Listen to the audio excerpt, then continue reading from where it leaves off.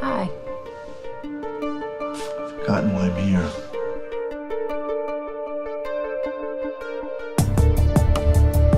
Ambassador, you remember my eldest son, David? David, the heir apparent, of course. Look at her. She's perfect. What do you mean by perfect? I mean that there's nothing that I do that she doesn't like. She doesn't know you long enough. You're ignoring a very hard fact of life, David. What's that? She's never going to be one of us. Isn't that great? Will you marry me?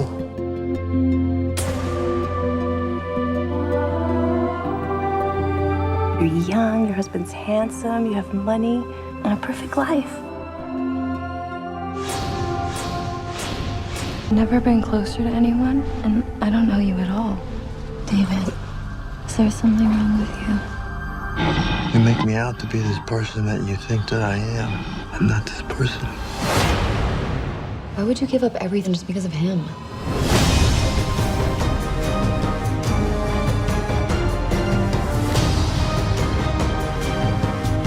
You have to let me go. Pretty wife, rich husband, will be all over the 6 o'clock news. Dad? Why couldn't you just have given her what she wanted? Husbands lie all the time. We had a deal.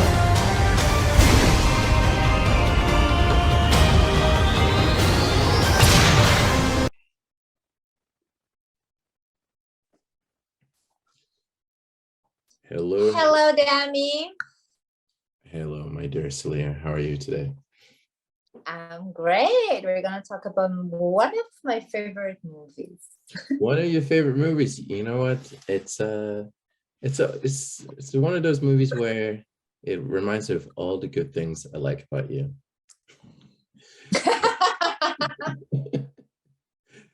Yes. That was basically all the bad things. I don't even know why the name of the movie was All the Good Things. It has nothing to do with what was happening there.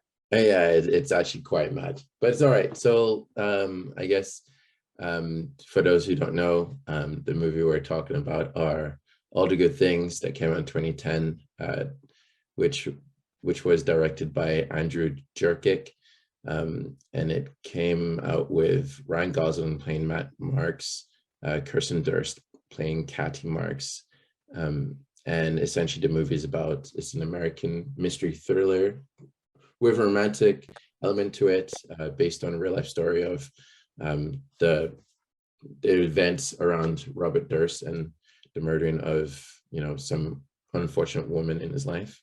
The movie essentially kind of showcases Ryan Gosling's depiction of a man that falls in love with a woman at a relatively young age, and who is Kirsten Dunst. And he comes from an affluent family, from a real estate background. But then as we kind of perceive a series of events that goes on in the marriage that make us believe that Ryan, or David in this case, is not everything that he appears to be. So this movie, even though it's about an hour 41 minutes, it's a wild roller coaster of a movie, and definitely it's interesting, to say the least. So it's one of those psycho thriller kind of things, but it keeps the viewer engaged. So Saliya, what is it about these wild ones that you so much love so much? Tell us. Because I don't really like the movies that really keep impressing you. Mm-hmm. Because usually for me, really like getting engaged in a movie and not falling asleep and leave it for tomorrow, I really need to, there should be something that keep impressing me. I want to know like what's gonna happen next. So this movie for me was very complex and kind of exciting, because at the beginning we basically see David, Ryan Gosling, we actually feel sorry for him At the beginning, you were like, oh, such an innocent guy. He's such a nice guy, you know. He met this Katie and they fall in love, get married. At the beginning, he was also like trying to be like a good husband. So that was something that was very unexpected, you know, what happened like at the end of the movie and how he could get away with it. Basically, that was another thing. And when everything starts, when he basically agreed to work for his father, so everything starts from there.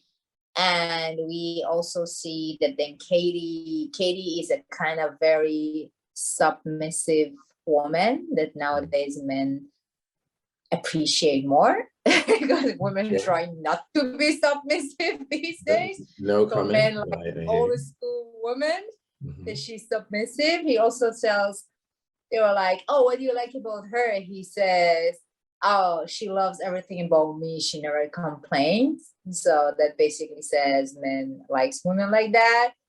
And so that's how she was, because I don't want to spoil the movie, but you know, when she wanted to do a couple of things, but because of him, she agreed not to do it, or you know, do it for him because he wasn't prepared. And then but like after getting married, that's the time when she realizes about his past and how like his past is affecting like their marriage, but it's still she tried to like understand him and be next to him and try to help him to figure it out. But then, you know, by the pass of time, she starts to basically discover all these secrets about him that actually she was in shock, because he basically has a very innocent face. So Hollywood made him never. But the real life Robert Durst, he didn't look that innocent. But yes, go on. Yeah, so it was a very, I don't know, like for me it was like put shiver in my spine, you know. It was a kind of very, very, very impressive. I don't know, like and I really like the end and how like it was unbelievable how he could get away with everything, basically. Yeah. So this is also something I've realized about these kind of movies, which when I say these movies, one of those movies that was distributed by Magnolia Pictures that always go for these artsy, gritty kind of stories. And it's true that it's not for the faint of heart. It's not for those that want to feel like, you know, I'm watching something, eating popcorn, and I'm not at the edge of my seat. I'm not feeling very tense, kind of thing. And you always use like gritty film coloring, color grading kind of thing. So it definitely puts you at like a little bit of attention internally. It puts you at attention because you need to focus on the screen to see what's probably going on. And the music and cinematography and all that stuff it's all taken into account to create that element of unease. So let me just, you know, just so to give a little bit more context of the real life story. So the movie is based around Robert Durst. Story, right?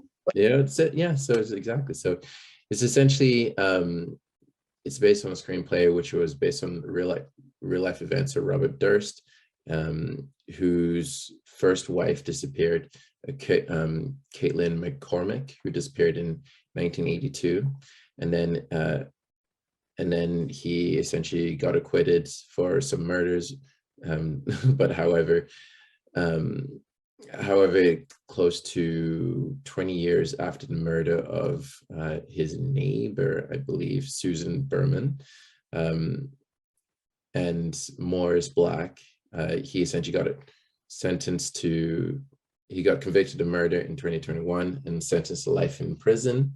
But shortly after his sentencing, he died. So funny enough, he died this year, January 10, 2022. So it's somewhat, even though it's a callback of a movie, it's somewhat relatively recent kind of thing in terms of the events that, you know, is still being acted on today. So based on your own understanding now, of since you've seen the movie, do you think the acting was good? Do you think, you know, it was well portrayed? Yeah, I think that was pretty good. Mm. Both of them, Kate and David, like Ryan and Kristen, I guess they were doing a great job. Mm. And you know, like you could see in Ryan Gosling's face, you know, this type of like quiet nerd man, that they're way more dangerous. Yeah, he plays a quiet, gritty Yeah, character all the time. So yeah, he was a kind of weird, even like, you know. So he was good. He did a good job, and Kristen as well, like kind of like a very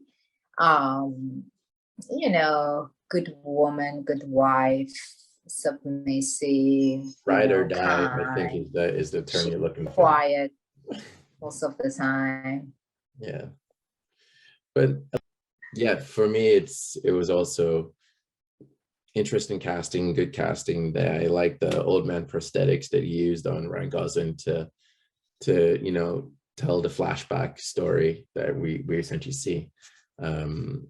And yeah, let's keep the watchers at a little bit of suspense to see how the movie ends from Hollywood perspective. We know how it ends in real life, but yeah, it's an all right movie. So was any breakout What was scenes? your favorite scene? What was your favorite scene? Did you enjoy it, or you were falling asleep?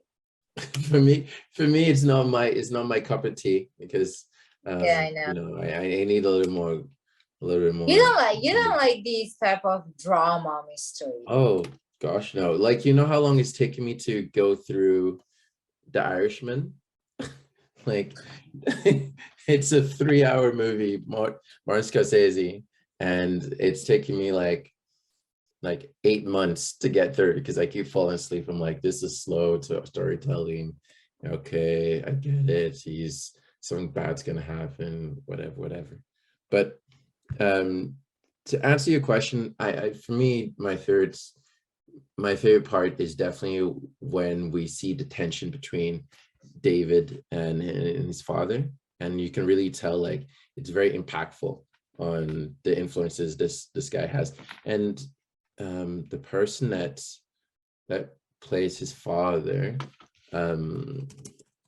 he's also a big name actor. Let me see if I can pull out his name real quickly. Frank Lagona. So he's a very, to me, he was casted very well, because to me, he's very tall, intimidating, and oftentimes when he plays characters, it's always like that more serious person kind of thing. So I really appreciated that. How about for you?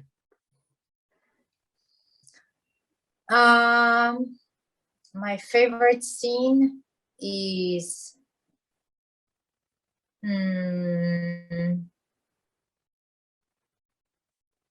I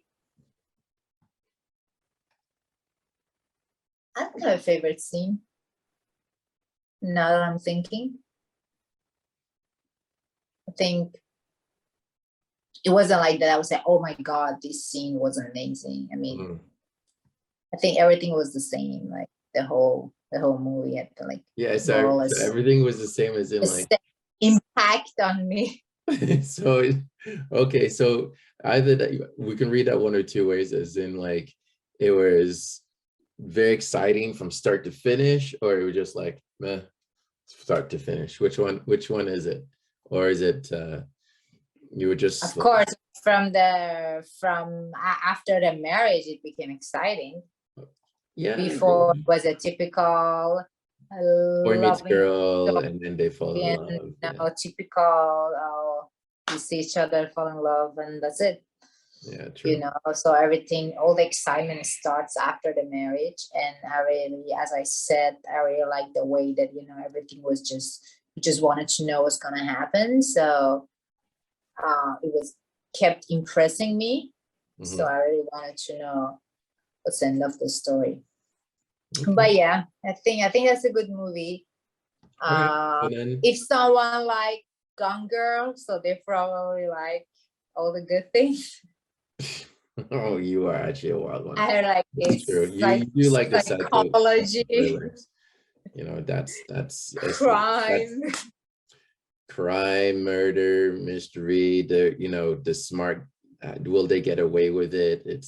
And you're not sure where your allegiances are. Should it be with the killer or should it be with the innocent people? Like, so I'm starting to get a little worried about you, Saliya.